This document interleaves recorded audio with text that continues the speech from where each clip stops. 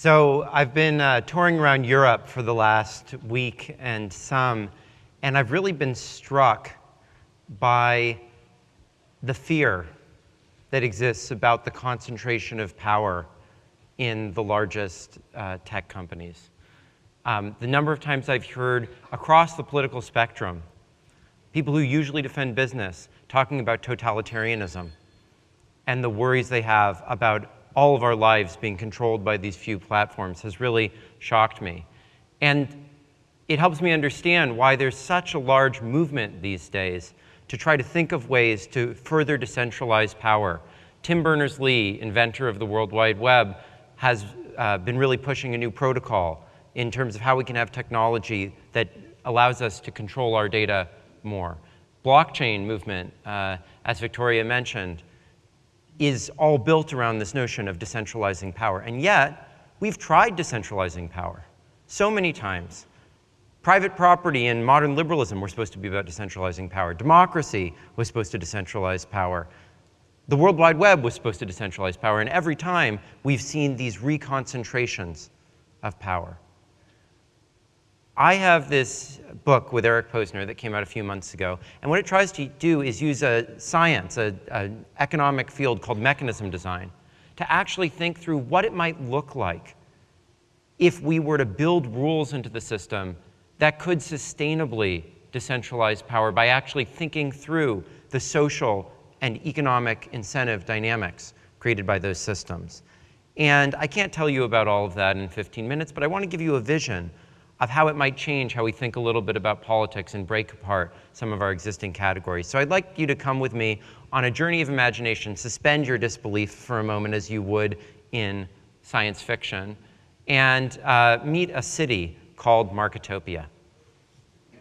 So Marketopia is defined by the fact that all the significant private property, the land and the houses, the factories and the intellectual property, the airplanes and trucks, are continually up for auction to the highest bidder. And this highest bidder is allowed to possess those assets as long as she satisfies two conditions. First, she makes a monthly payment of that highest bid into a central pool that will be shared by all. And second, she stands ready to surrender that asset to anyone who comes along and outbids her for control of it.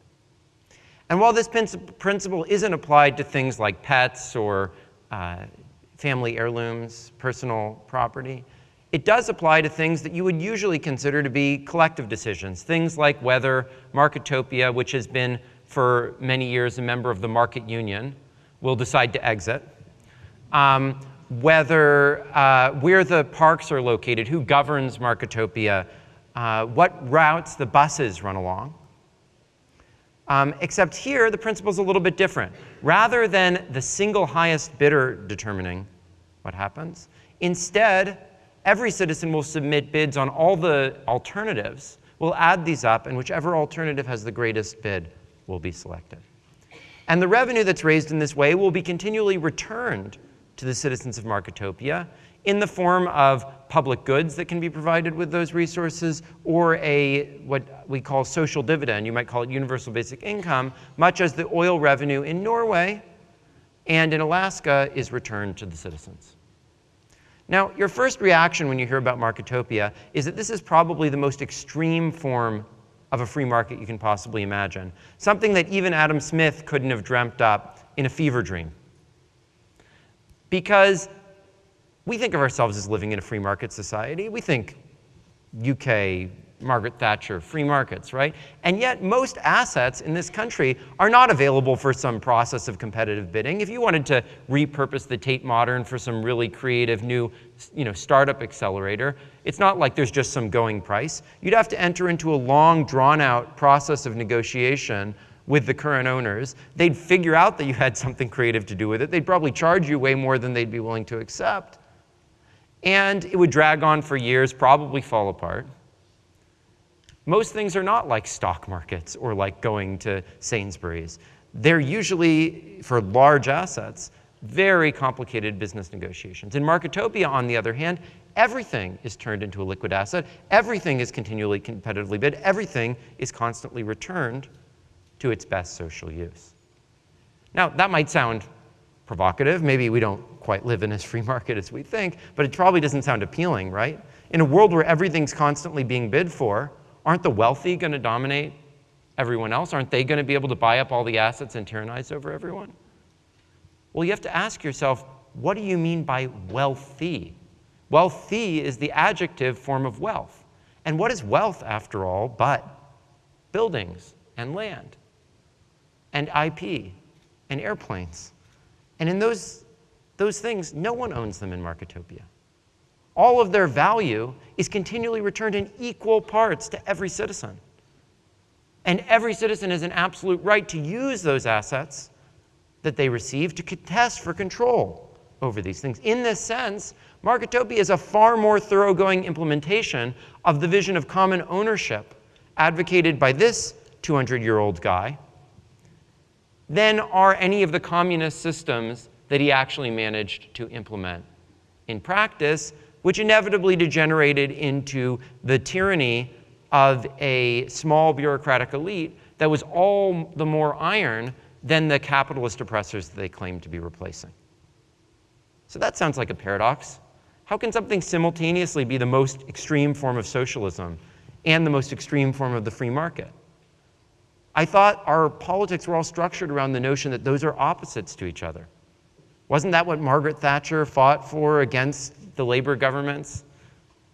And yet, the notion that you can not only have free markets and socialism at the same time, but that you can't have a truly free market without socialism, and that you can't have true common ownership without the decentralization that markets facilitate, was not only a possibility, but a dogma in the field of political economy that gave birth to sociology, political science, and economics in the late 19th century. The people who founded what's called the marginal revolution, which is the basis of any of the economics that any of you have studied, Leon Walras and William Stanley Jevons, these folks believed you couldn't possibly have free markets and competition without common ownership.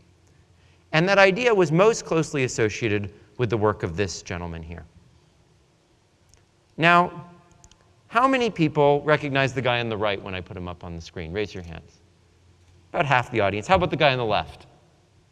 Now, can anyone tell me who this is? Ah, well, you already, oh, come on, that's not fair. He's already seen the presentation. Has anyone, raise your hand if you knew that this was Henry George when I put him up. I only got one person in the whole audience, and he was a cheater. So Henry George outsold those other two guys by a factor of 3. He was the best-selling author in the English language, other than the Bible, for 30 years. He was the primary political inspiration for the careers of two of your greatest prime ministers, Winston Churchill, who cut his teeth giving fiery Georgist speeches in the, around the turn of the 20th century, and David Lloyd George, who passed the People's Budget, which was all based on George's principles. And yet, his ideas are largely unknown to the public. But they didn't completely disappear. They continued to develop within the field of economics through the work of a man named William Vickrey into a field that's come to be called mechanism design. And Vickrey won the Nobel Prize for that work. In fact, several other Nobel Prizes have been given out for that work. But they haven't been used for the socially transformative vision for which Vickrey and George designed them. Instead, they're used by Facebook and Google to price their ads. And Vickrey was very disappointed by this. When he won the Nobel Prize in 1995, he thought finally the time had come when he would have a public stage to show people how that the real flaws of capitalism could be addressed. And then he died 2 days later. And the goal of this book is to take those ideas that have been developing on the cutting edge of economics for 40 years, and to turn them into a vision for saving our societies from the growing inequality, the falling productivity, and the political conflict that we face. And we do that through 5 proposals. The first is the common ownership self-assessed tax, under which every corporation and wealthy individual with significant assets would self-assess the value of those assets, pay a tax on that self-assessed value, but have to stand ready to sell the assets at the price that they self-assessed. This would, according to our estimates, increase the value of capital in the private economy by actually a factor of 3, which would correspond to a 40% growth in GDP, because it will allow for far more dynamic reallocation of assets. The spectrum that's currently clogged up with all the over-the-air television and radio broadcasters would be reallocated to new 5G LTE technologies. Land could be reallocated to new developments, and cities could be much more dynamic. But you might think this is going to threaten people's stability. In fact, this would raise enough revenue to not only eliminate all other capital taxes and pay off most of the national debt, but also pay a £20,000 a year social dividend to every family of 4 in the United Kingdom, allowing them to maintain a wide range of assets, even if they price them well above the market. Second, we propose a new voting system, which rather than having minorities defend themselves against the tyranny of majorities by relying on judges and bureaucrats and party bureaucracies that make compromises, instead would allow every citizen to weigh in on the issues and candidates for and against that are most important to them. Every citizen would receive an equal budget of voice credits that they could allocate across these different issues and candidates. But so that people aren't just extremists and put everything on one issue or one candidate, the cost of expressing that would grow quadratically, so that the first vote would cost 1 credit, the second an additional 3, the third an additional 5. So everyone would have an incentive to buy votes in proportion to how important the issues are to them, achieving the greatest good for the greatest number.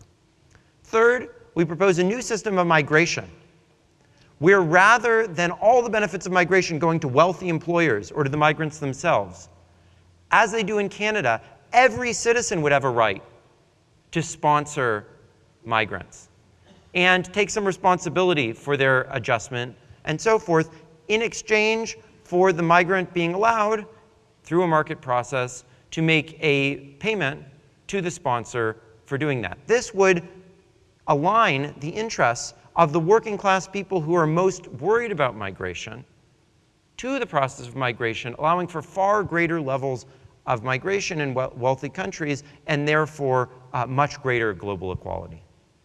Fourth, we argue that antitrust is absolutely critical to market economies. You can't have a market economy without competition any more than you can have democracy in a one-party state. And yet, we argue that antitrust hasn't really been tried. You call it competition policy here. Has not really been tried. What do we mean? Most of the market power that exists in wealthy countries is completely ignored by antitrust enforcement. There are a few investment firms, Vanguard, State Street, BlackRock. These own about a quarter of the corporate economy, and they're 4 of the 5 largest investors in almost every large firm. And so they have no interest in seeing these companies compete for consumers, for workers, or in the political process, allowing them to dominate politics. And there are simple fixes to this that antitrust has completely ignored, even though it's the most iron monopoly that has ever existed, coordinating all of capital. Second, anyone who's ever worked a job knows that companies have much more power over the people they employ than the people who buy products from them. And yet, competition policy completely ignores the power of companies over their workers. And this, again, can be fixed in a simple way. Finally, and perhaps most relevant to this audience, the work that we do every day online, checking our Twitter feed, contributing, and so forth, creates data that trains the artificial intelligence systems that everyone is telling us is going to throw us out of a job.